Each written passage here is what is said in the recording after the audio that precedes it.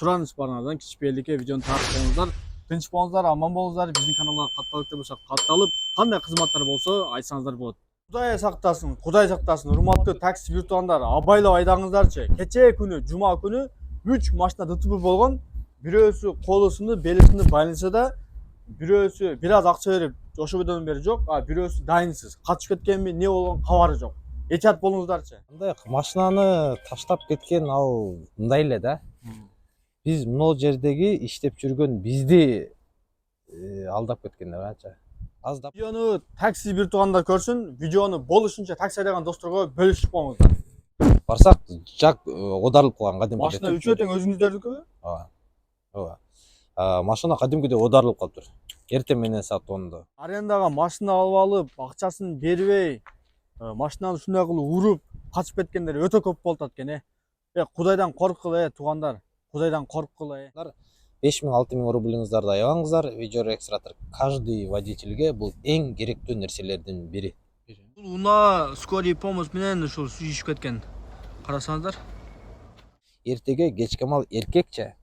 Биз баягындай мурда эркекче деген сөз бар эле, азыр клянусь деген сөз таап алышкан. Кудай турат, Кудай карап турат. Кудай турат. Мен эркекче жүрөм, эркекче жүргөн баламын дейт.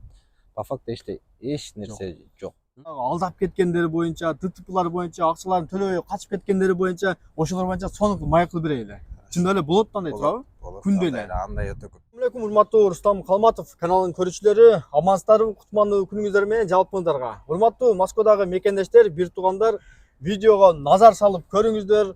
Аябай сонун жакшы жагын айтабыз. Москва шаарында болсоңуздар, метро Тульская метросунда өтө сонун таксопарк бар экен. Ошол боюнча сиздерге маек беребиз. Биз менен чогуу болуңуздар туугандар. Ассаламу алейкум, кандайсыз? Амансызбы? Сесиңиз жакшыбы? Мына бул мекендештерге кичине маек берели, ат жөнүңүздү айтып, бир аз таанышып, мекендештер менен амандашып, маалымат берсек. Хорошо. Ассаламу алейкум, урматтуу мекендештер жана такси жамааты. Сиздер менен таксопарк Easy Drive. Дагы бир жолу мен Бакыт. Уже несколько күндө эле, бир жумада 4 күн саламдашабыз бул мекендештер менен. Достор, бизде аренда такси, эконом класс, комфорт плюс, жаңы машиналар поступление болуп атат. Таксир, азыр сөздүн алдында, видеонун башында арендалар боюнча, адрестер боюнча, нар жак бер жак эмне кызматтар көргөзүп, ошол боюнча сиз маалымат бериң. Анан баягы алдап кеткендери боюнча, ДТПлар боюнча, акчаларын төлөбөй качып кеткендери боюнча, ошолор боюнча сонун маек берели. Чындап эле болот андай туурабы? Күндө эле. Андай өтө көп. Биринчи ошол таксопарк боюнча маалымат берели. Таксопарк боюнча айтканда, бизде эконом класстар 1400 рубльдан башталат, 1400дөн 1600гө чейин 7.0. Комфорт класстар 2200дөн башталат, 2600гө чейин 7.0. Это зависимость машинадан и комплектациясынан. Комфорт плюстар болсо 2400дөн башталат, 3200 рубльга чейин. 3200гө чейин. Эң кымбаты. Машиналардын жылдары 20-21. Эгерде комфорт плюста гана бир 7-8 машина бар, 2019дар. Парктын условиясы боюнча айтканда 3%. Таксиге керектүү документтердин бардыгын биз өзүбүз ушул жерде жашайбыз. Начиная 2 сааттан баштап даже регистрацияга чейин жасап атабыз. Документ жактарын бүт бар жактарын карайт келесиздер да? Одним словом айтканда, кыска сөз менен Кыргызстандан жаңы келген водитель правасы, паспорту, миграционный картасы болсочу, ошол водительди биз мына жерден таксиге чыгарып кое алабыз. Аябай сонун экен да. Машалла, анан выкупка алса да болбодайбы? Бизде любой машинаны келип водитель алып өзү айдап көрүп, эгерде жаккан болсо ошол машинаны выкупка алса болот. Выкуптун условиялары 10% от стоимость машины. Анан калгандарын өздөрү дагы выкупный отдел бар, выкупный отдел менен өздөрү сүйлөшүп дагы сеналарын до конца берип алат. Зарен акча берет да? Первоначальный взнос 10%. Анда жакшы экен анда. 10%. Допустим, машинанын стоимосу 1 миллион болгон болсо 100 миңди берет, калганын эсептеп нарактан чыгып. Ай сайын берет. Ай сайын бөлүп берет да. Адрестер кайсы жерде? Метро Тульская, улица Дубининская, 71, строение 12. Таксопарк Easy Drive. Безвыходный калган молдо келе берет, Биринчи күндөн 5-ши күнгө чейин 11ден кечки саат 7ге чейин. Суббота, воскресенье күнү иштебейт. Биз суббота, воскресенье деле ушул жердебиз. Эгерде кимде суббота, воскресенье издеп жүргөн болсо, чалып биз менен байланышып келсе болот. Бул жакта ишчилер көп да негизи. Кимге сиз өзүңүзгө промо кайрылып келсемби? Же сиз жок болсоңуз деле келип кайрылып? Мен жок болсом, бул жерде Талгат, Канат, Зат деген кыргыз балдар бар. Мен көбүнчө бул жерде болбойм. Мен келсем 1-2 сааттан ары бери жүрүп бирок ошо мамилеге адамдарга кайрылып ошолорго жолугуп анан кирсе жакшы. ошолорго жолугуп кирсе жеңилдиктер болот да буюрса. жеңилдиктер Мына туугандар экрандан номерлерге чалып жазып келип ошол адамдарга жолугуп кирсеңиздер вуп алганга аренда алганга жеңилдиктер болот экен. Бул жакта орустар дагы бар да тура. Ромей барбаңыздар. Сөз чалып жазып барасыздар. Дагы кандай маалымат берсек болот? Азыр жаңы таксиге чыгып аткан балдарга биз буга чейин кисартты өзүбүз ачып берип ишке чыгарып аттык эле. Акыркы күндөрү карап көрсөк, жаңы келген водительдерден мына ошого көрүнүштөр пайда болуп атат да. Жаңы эле стаж. Жаңы стаж жок таксиге чыга элек водительдерге биз өзүбүз кисарт ачып таксиге чыгарып коетсак, ошонун көрүнүштөрдөн кийин азыр бир условия түздүк өзүбүз. Жаңы таксиге иштей элек болгон болсо 200 рубль депозит коюп беребиз. 10 миңге чейин. Баягы ишенгендер гана иштеп эме кылса, Анан баягы опыты менен келген болсо, опыты менен келген водительдерге депозит накопительный эч нерсе жок. Жаңы 0 болсо анда да. Келип служба безопасности менен сүйлөшөт, ал болбосо мен Талгат ошолор менен сүйлөшүп. бул машиналар эмне болду деп окуясын бир аз айтып бере бересизби? Анда ошол жака. Бул машиналарды алып келсекчи, бул жерде бул машина өтө көп. Өтө көп. Өтө көп бул машина өтө эле талкууланып калды. Бул машинанын ал уже мындай түгөнгөн история да, уже качандай мыгат.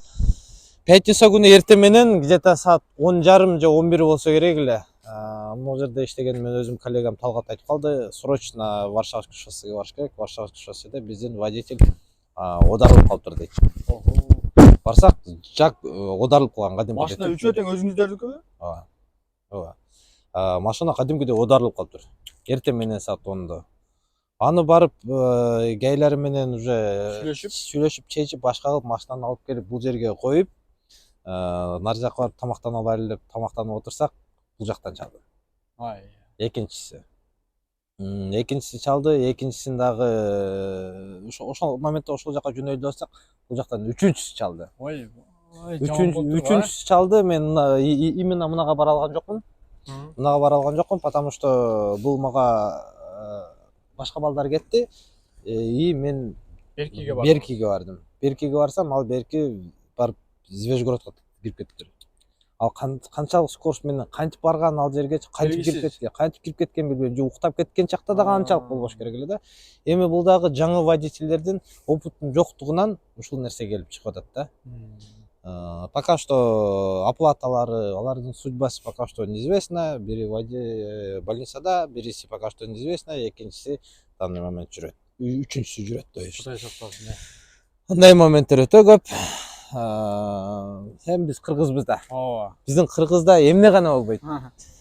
Ал нерселердин бардыгына көнүмкүчү адат болуп калды. Көнүп деле бүттүк, башка болуп деле бүттүк, уже пишип деле бүттүк да. Мына кыргыз экенибизге сериозно суктанып басып жүрөбүз. Машинаны көп эле минип, арендасын бербей, алдап ушундай качып кеткендер болобу Кыргызстанда? Андай өтө көп. Кичине окуяларды айтып беребезби? Андай машинаны таштап кеткен ал мындай эле да.